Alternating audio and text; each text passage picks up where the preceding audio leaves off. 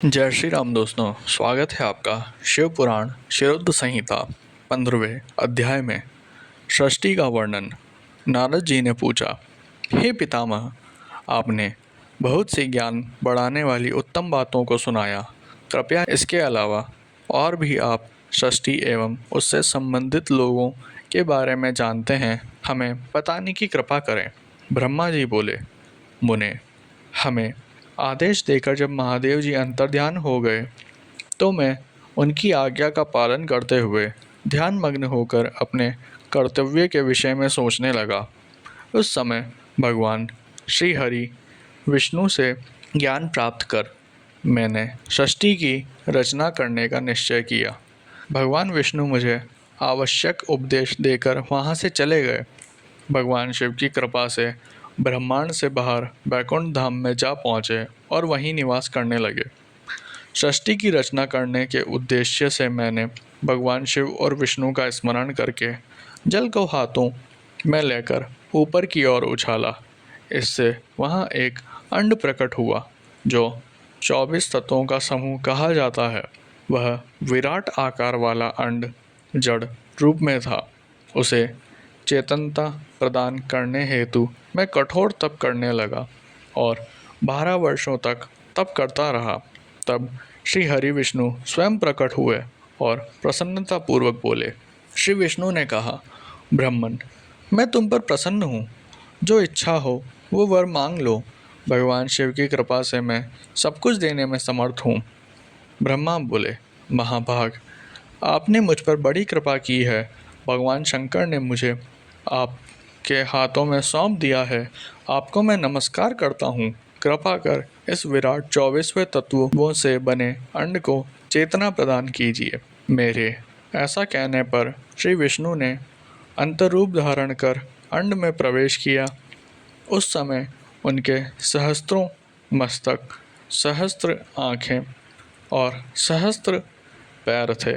उनके अंड में प्रवेश करते ही वह चेतन हो गए। पाताल से सत्यलोक तक अंड के स्वरूप में महा भगवान विष्णु विराजने लगे। अंड में विराजमान होने के कारण विष्णु जी वैराज पुष्प कहलाए। पंचमुख महादेव ने अपने निवास हेतु कैलाश नगर का निर्माण किया। देवर्षि, संपूर्ण ब्राह्मण का नाश होने पर भी वैकुंठ और कैलाश अमर रहेंगे, अर्थात इनका नाश नहीं हो सकता। महादेव की आज्ञा से ही मुझ में सृष्टि की रचना करने की इच्छा उत्पन्न हुई है। अनजाने में ही मुझसे तमोगुणी सृष्टि की उत्पत्ति हुई, जिसे अभिधा पंचक कहते हैं। उसके पश्चात भगवान शिव की आज्ञा से स्वतः वरसंजक वृक्ष, जिसे पहला सर्ग कहते हैं, का निर्माण हुआ, परंतु पुरुषार्थ का साधक नहीं था। अतः दूसरा सर्ग तिर्यक स्रोत्र प्रकट हुआ। ये दुखों से भरा हुआ था। तब ब्रह्मा जी द्वारा उध्र श्रोता नामक तीसरे सर्ग की रचना की गई। ये सात्विक सर्ग देव सर्ग के नाम से प्रसिद्ध हुआ। ये सर्ग सत्यवादी तथा परम सुखदायक है। इसकी रचना के उपरांत मैंने पुनः शिव चिंतन आरंभ कर दिया। तब एक रजोगुणी सृष्टि का आरंभ हुआ जो अवाक स्रोत नाम से विख्यात हुआ। इसके बाद मैंने 5 विकृत सृष्टि और 3 प्राकृतिक सर्गों को जन्म दिया। पहला महत्व, दूसरा भूतों और तीसरा वैकारिक सर्ग है। इसके अलावा 5 विकृत सर्ग है। दोनों को मिलाकर कुल 8 सर्ग होते हैं। नवा कौमार सर्ग है, जिससे सनत सनद कुमारों की रचना हुई है। सनत आदि मेरे 4 मानस पुत्र हैं जो ब्रह्मा के समान हैं। वे महान व्रत का पालन करने वाले हैं।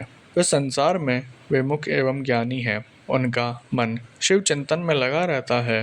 मुनि नारद मेरी आज्ञा पाकर भी उन्होंने सृष्टि के कार्य में मन नहीं लगाया। इससे मुझ में क्रोध प्रवेश कर गया। तब भगवान विष्णु ने मुझे समझाया और भगवान शिव की तपस्या करने के लिए कहा। मेरी घोर तपस्या से मेरी भौहें और नाक के मध्य भाग में महेश्वर की 3 मूर्तियां प्रकट हुई, जो पूर्णाश, सर्व, वश्र एवं दया सागर थी। और भगवान शिव का अर्धनारीश्वर रूप प्रकट हुआ। जन्म मरण से रहित परम तेजस्वी सर्वज्ञ नीलकंठ साक्षात उमा वल्लभ भगवान महादेव के साक्षात दर्शन कर मैं धन्य हो गया। मैंने भक्ति भाव से उन्हें प्रणाम किया और उन्हें प्रसन्न करने के लिए उनकी स्तुति करने लगा। तब मैंने उनसे जीवों की रचना करने की प्रार्थना की। मेरी प्रार्थना स्वीकारते हुए देवादिदेव भगवान शिव ने रुद्र गणों की रचना की। तब मैंने उनसे पुनः कहा, देवेश्वर शिव शंकर, अब आप संसार की मोह माया से लिप्त ऐसे जीवों की रचना करें जो मृत्यु और जन्म के बंधन में बंधे हों। ये सुनकर महादेव जी हंसते हुए कहने लगे। शिवजी ने कहा, हे ब्रह्मा, मैं जन्म और मृत्यु के भय में लिप्त जीवों की रचना नहीं करूँगा, क्योंकि वह जीव संसार रूपी बंधनों में बंधे होने के कारण दुखों से युक्त होंगे।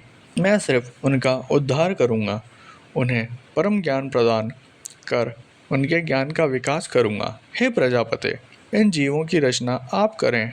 मोह माया के बंधनों में बंधे इस प्रकार के जीवों की सृष्टि करने पर भी आप इस माया में नहीं बंधेंगे।